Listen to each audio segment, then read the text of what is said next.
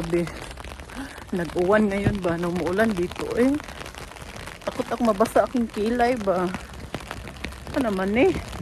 Nag-ulan naman eh. Oh. Maulan na Lunes dito ngayon sa amin. Grabe. Kanina pa itong umaga. Ganito. Susunduin ko na si Fiona.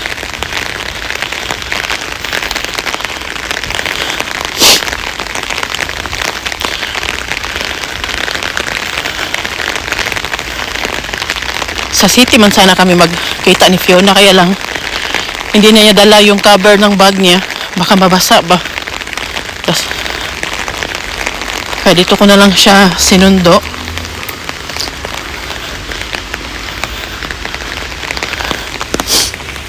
May time pa naman.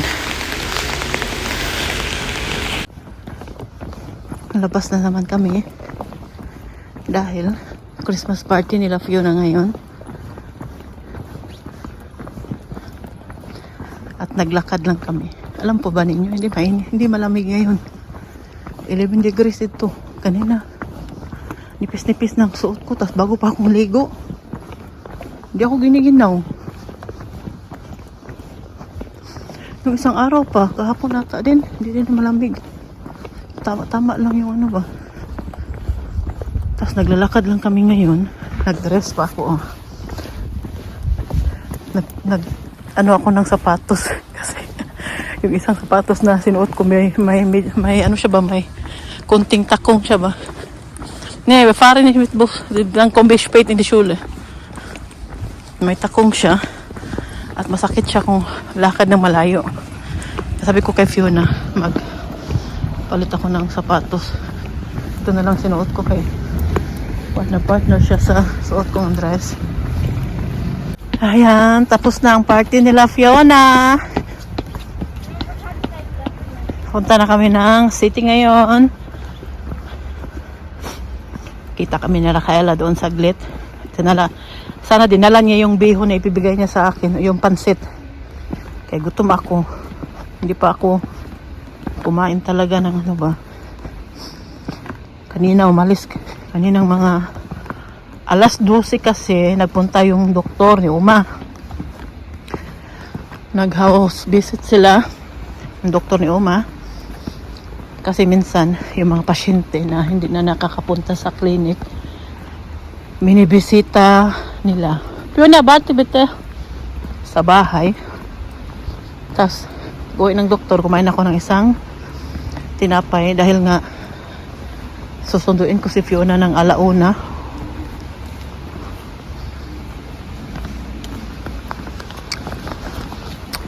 Sabi ni Fiona hanggang alas 7 daw ang party. Sabi ko, ang tagal naman. Oh, nandito kami ngayon na sa city.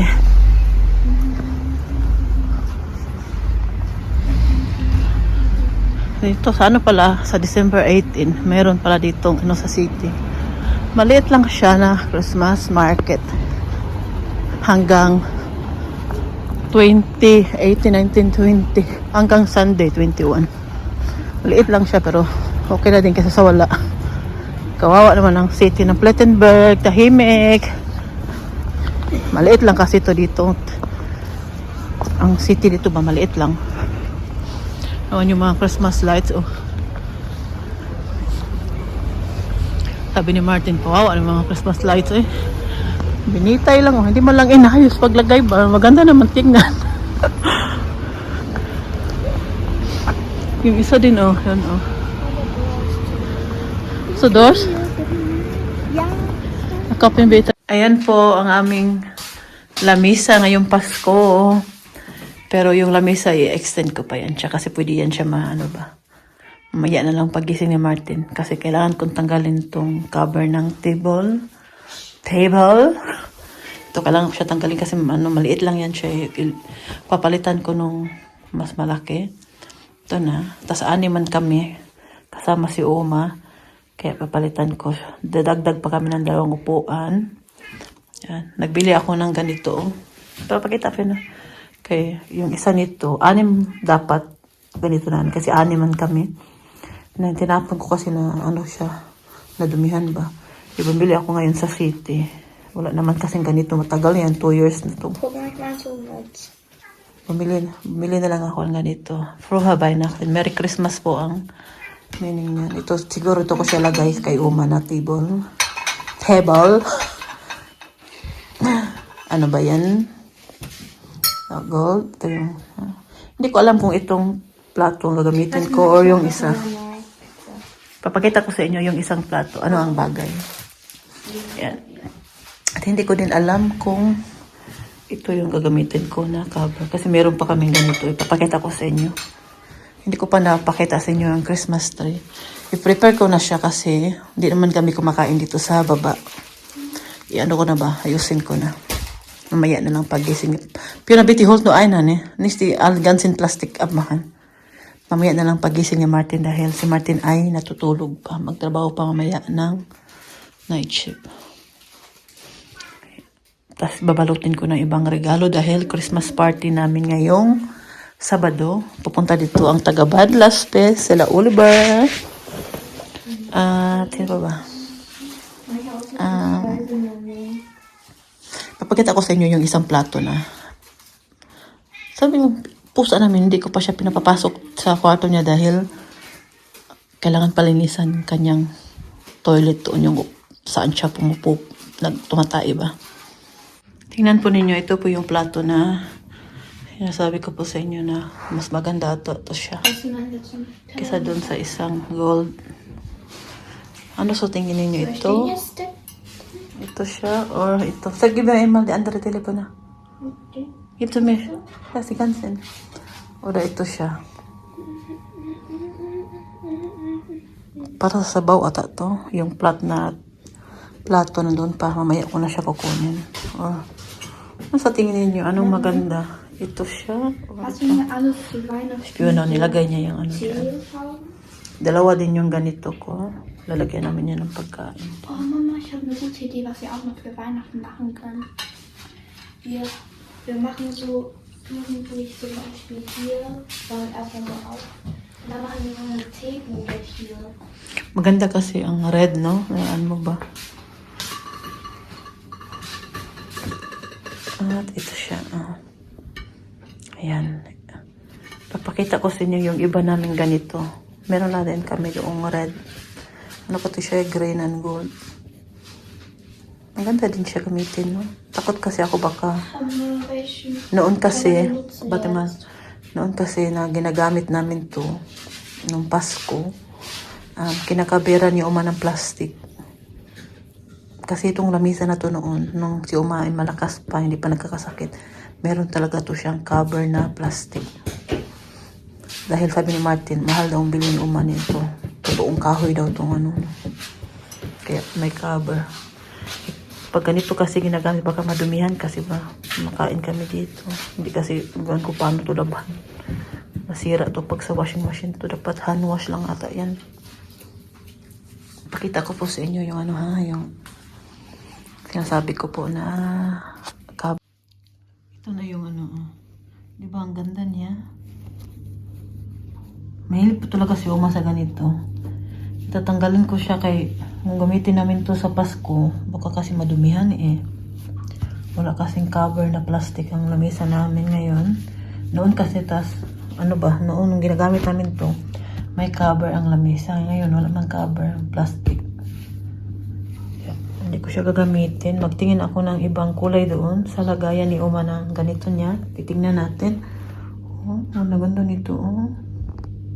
Dito nilagay ni Uma sa lamesa niya, dito sa living room niya, ang mga ganito niya. O, tingnan po ninyo. Merong isa dito na ginamit ko. Nadumihan siya. O, tingnan po ninyo. Di ba? O, ito. Natapunan to ng Coca-Cola. Ang ganda din nito. O. Paras lang pinakita ko sa inyo. Di ba? Paras lang sila. O. Hindi ko alam paano yan laban kasi baka masira. Sayang. Baka may nakalagay dito paano siya labahan. Ay, pwede pala talaga siya labahan. Oh, pwede siya labahan sa washing machine. I-try ko nga to siya labahan bukas. Sana hindi masira. Ito naman, kulay red. Maganda dito siya. Dami talaga ni Umang ganito eh. Buksan natin. Yan. Ito naman yung kanyang ano, baliktad. Baliktad siya. Ito naman, tanan nyo. Di ba ang ganda, no? Pero hindi ito ang gagamitin ko kay baka madumihan. Hindi ito ang gagamitin natin. Kalap tayo ng iba. Meron naman ito. Hindi ito.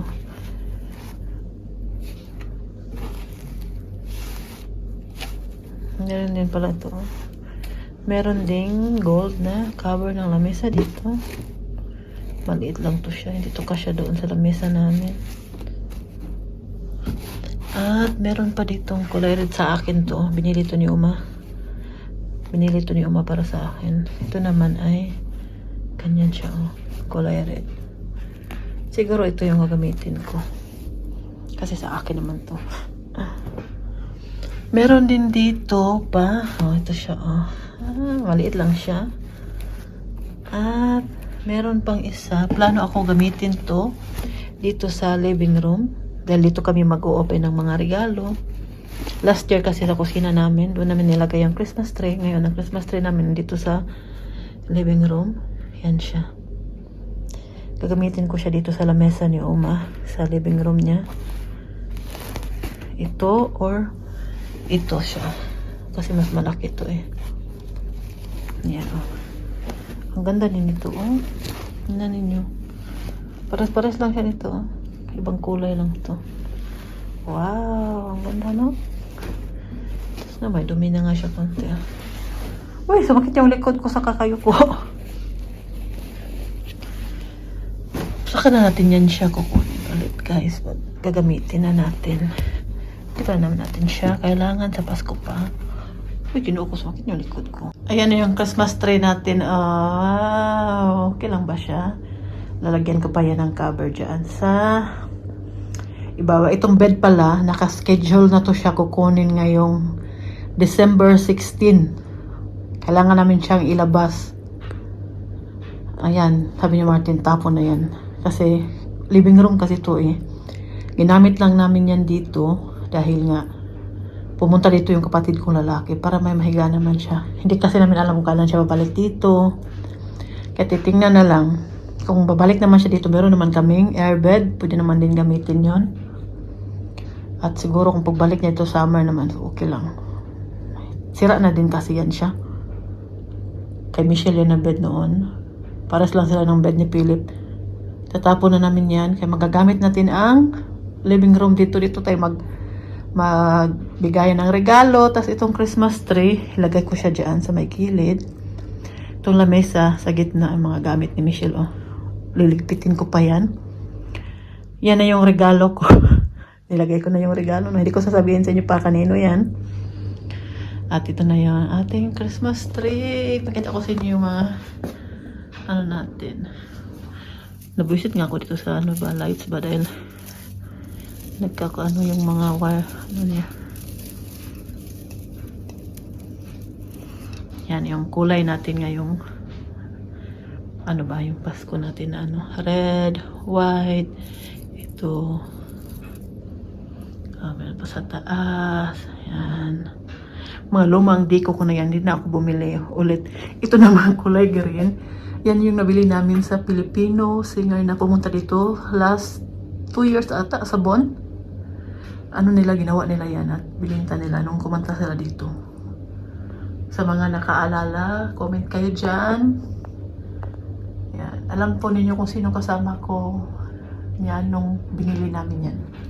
I-comment ninyo pag may nag-comment, may mananalo kayo ng 1,000,000 pesos. Joke lang. Joke lang. Bero lang, ha. Basta alam ninyo kung matagal na kayo nanonood sa akin, alam ninyo kung sino yung kasama ko niyan nung kung sino yung kasama ko nung nabili namin yung parol na yan. Comment na kayo.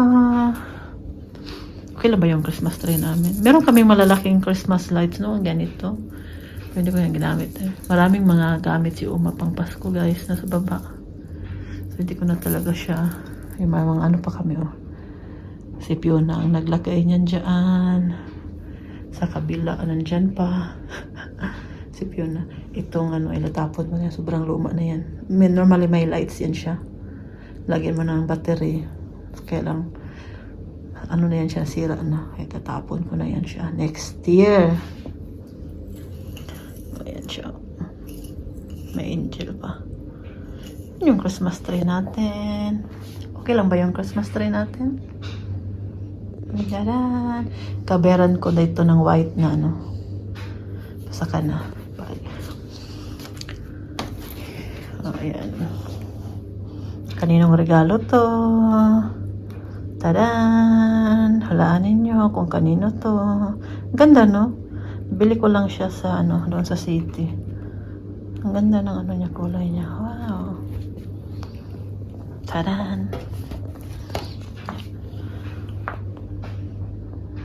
Yan yung mga ano natin. Tinapos ko na siya. Para bang Pasko na bukas, no? Kulang pa ng upuan.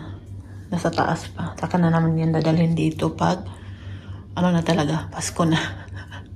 Kasi itong upuan sa ano ni Uma, 4 lang to eh. Sa lamesa niya ba? Sa dining table niya. 4 lang at nilagay ko pala yung kulay red dyan na ano. Iwan ko kung maganda ba eh. Basta okay na yan. Okay na to. Ito na lang yung plato na ginamit ko. Mas maganda daw, sabi ni Martin. At sabi ni Oliver, maganda daw to. Ayan. Kasi dito sa baba, walang, hindi namin to ginagamit ba. Pag 24 na ng December, anuhin ko na lang to plato. Babanlawan ko na lang siya ng maliganggam or hugasan ko na lang siya ulit kasi malikabukan man na yan, no? At dyan ko nalagay yung mga pagkain namin. Ito yung kandila. Mag-raclette pala kami ngayong Pasko. Pakita ko sa inyo. Nagbili si Martin ng bagong lutuan ng mga ano ba.